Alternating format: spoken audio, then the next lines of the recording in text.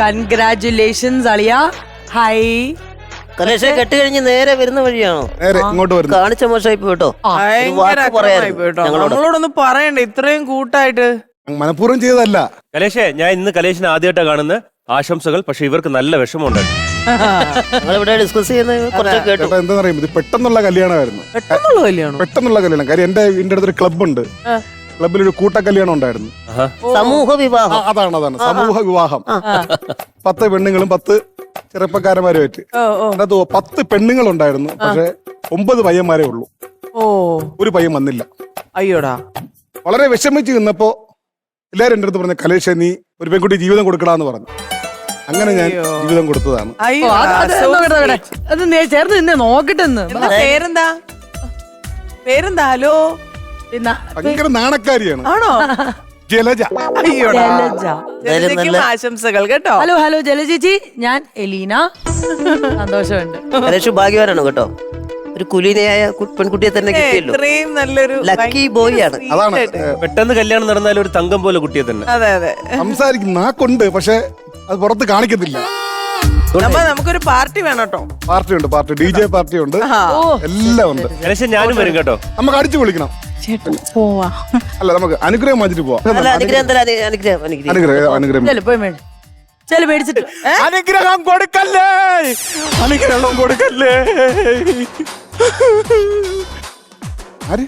നീ ആരടാ? നീ ആര്? ഞാൻ ജലജയെ കിട്ടിയ ആള്. നിനക്ക് നാണോല്ലടാ കണ്ടോന്റെ ഭാര്യ കല്യാണം കഴിച്ചോണ്ട് അന്തസ്സായിട്ട് ജീവിക്കാൻ. ഇതിനു മുന്നേ കല്യാണം കഴിഞ്ഞാണ്. ഇതാ അറിയാ എന്നെ കല്യാണം കഴിക്കാന്ന് പറഞ്ഞ് പറ്റിച്ച ആള്. അപ്പൊ നീയാണ് താമസിച്ച് വന്നത്. എന്നിട്ട് എന്റെ മണ്ടയ്ക്ക് കയറി നടന്നു. ഞാനൊരു അരമണിക്കൂർ താമസിച്ചെന്ന് പറഞ്ഞ് നീ അവളെ കല്യാണം കഴിക്കണമെന്നിട്ടാ. ഞാനല്ലേ അവളെ കല്യാണം കഴിക്കാറുന്നത്.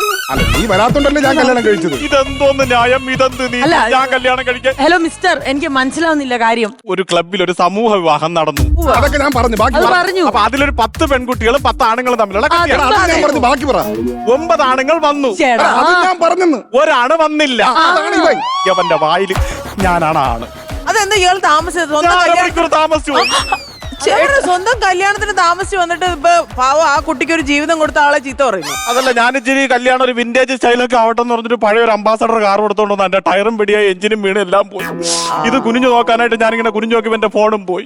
അങ്ങനെ മൊത്തത്തിൽ പ്രശ്നം. എനിക്ക് വിളിക്കാനും പറ്റില്ല, എടുക്കാനും പറ്റില്ല. ആ നേരത്താണ് ഇവൻ കല്യാണം കഴിച്ചത്. എടാ, നിനക്ക് നാണം ഉണ്ടാടാ കണ്ടവന്റെ ഭാര്യ കല്യാണം കഴിക്കാൻ? ഞാൻ കല്യാണം കഴിച്ചതാണ്. നീ ഇവിടെ ഇറങ്ങിപ്പോ. അല്ല, ഇനിയിപ്പോ കല്യാണം കഴിഞ്ഞു പോയില്ല. ഇനിയിപ്പോ പറഞ്ഞിട്ട് കാര്യം എന്റെ ഭാഗത്താണ് കേട്ടോ. ഞാൻ എന്റെ ഭാഗത്ത് കണ്ട ഞാൻ താലി എന്റെ ഭാഗത്താണ് ഞാൻ. എനിക്ക് ഇവിടെ ഒന്ന് വിഷയം ഉണ്ടാക്കേണ്ട കാര്യമുണ്ടോ?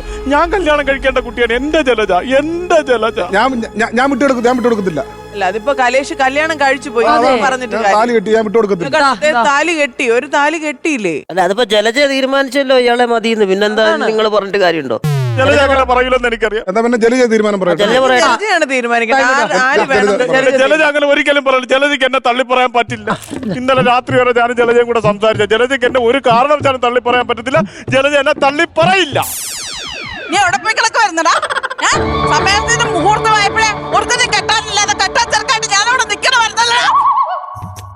10 പവൻ മേടിച്ച എന്തിനാണെന്നറിയാമോ? എനിക്ക് കെട്ടാൻ കൊതിയായിട്ടൊന്നുമല്ല. ഏതെങ്കിലും ഒരുത്തന്നെ കെട്ടിക്കൊണ്ട് പോട്ടെന്ന് വിചാരിച്ചിട്ടാ. എന്നാ നിനക്ക് വേണ്ട എന്നെ. എങ്ങോട്ട് പോയി കിടന്നിട്ട് അവിടെ ഇപ്പൊ വന്നേക്കുന്നവര് കെട്ടണോന്ന് അണ്ണ.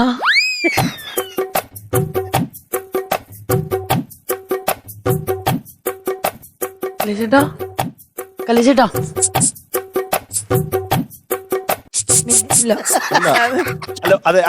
അതെ. എന്നാ പിന്നെ കലേഷേ കഴിഞ്ഞതല്ലേ ഉള്ളൂ. അതാണ് നാക്കുണ്ടെന്ന് ഞാൻ ഇതേ ഇതിന് ചുറ്റും നാക്കായി പോയി. ഒരു അരമണിക്കൂർ മുന്നേ ഒരു പ്രത്യേക സാഹചര്യത്തിൽ ഒരു താലി കെട്ടി പോയെന്നേ ഉള്ളൂ. നീയാണ് ആഗ്രഹിച്ചത്. നീ എടുത്തോ. എനിക്കൊരു കാര്യം മനസ്സിലായ, ദൈവം ഉണ്ട്. നീ എടുത്തോ. അല്ല, ഞാൻ പറയണതേ, കല്യാണം കഴിഞ്ഞ് കാറില് വെറുതെ ഇരുന്ന് ഇങ്ങോട്ട് വന്നതേ ഉള്ളൂ. വേറെ ഒരിടത്തും പോയിട്ടില്ല. നീ എടുത്തോ. ഇനി പൊന്നുകൊണ്ട് തുലാഭാരം തൂക്കാന്ന് പറഞ്ഞാലും നീ എടുത്താ മതി. എന്റെ ജീവിതത്തെ കുറിച്ച് ഒരുപാട് സ്വപ്നമുണ്ട്. എന്നെക്കാനും കാണാൻ കൊള്ളാണ്. താടിയൊക്കെ ഉണ്ട്, എനിക്ക് മീശ പോലും ഇല്ല. എടുത്തോ. അതായത് എന്റെ ഒരു ചെറിയ വീടും ഒരു ചെറിയ നാടുമാണ്. ഒരു വലിയ ഭൂകമ്പം അവിടെ താങ്ങൂല. നീ എടുത്തു. ഇനി എന്നെ തല്ലിയ കാഞ്ചന അറിയാതെ പാലിച്ച് ഞാൻ ചീറും. കെട്ടിയ. നീ എന്താണ് പറഞ്ഞ കാറിനകത്ത് നീ ഒന്നും ചെയ്തില്ലയോന്ന് ഞാൻ വിളിച്ച് പറയട്ടാ. ഇവിടെ പറഞ്ഞ എത്തുന്നത് പറയും ഇവിടെ എന്തൊക്കെയാണ് ചെയ്തത് ഞാൻ പറയട്ടെ.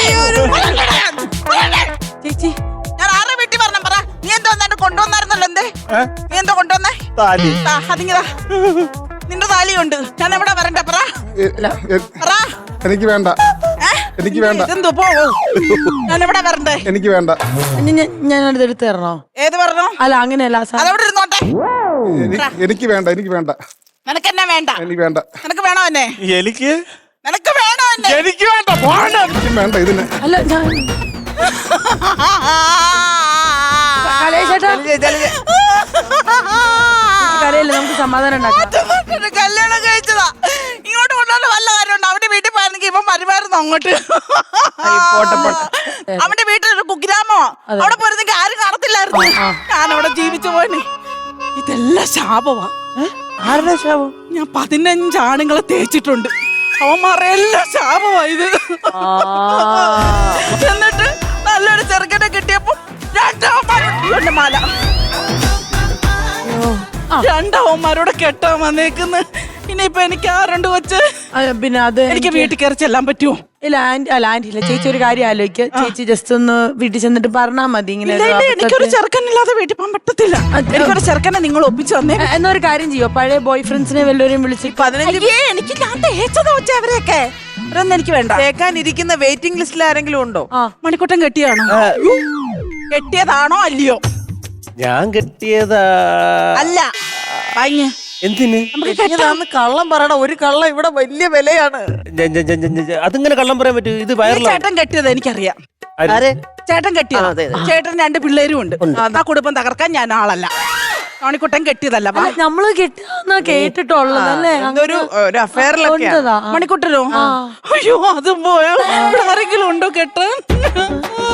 പിന്നെ നമുക്കേ ഇവിടെ ഇങ്ങനെ ആട്ടില് അവിടെ പിന്നെ ഓഡിയോ ക്യാമറ അങ്ങനെയൊക്കെ ഉണ്ട്. ഞാൻ അവിടെ ഇന്ന് പോയി ചോദിച്ചിട്ടോ ആരേലും ഉണ്ടോ എന്നെ ഒന്ന് കെട്ടാൻ? ആരേലും ഉണ്ടോ? താലിയുണ്ട്, താലി ആരേലും ഒന്ന് കെട്ടു.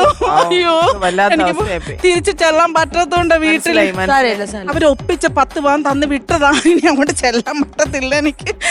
മോനെ ആ അഫയറും കളയാവോ? ആ അഫയറും കളയാവോ? അഫയറാ? ഞാൻ വേണമെങ്കിൽ ഇന്നത്തെ റെമ്യൂണറേഷൻ കളയാം. രാജേഷേ കാറെടു. അത് പോയി.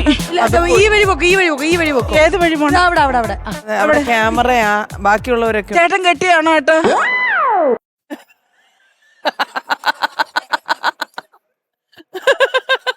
എവിടെ ഏട്ടാ? ആ ചേട്ടൻ വേറെ ആളെ കാണിച്ചു തന്നു. മോനെ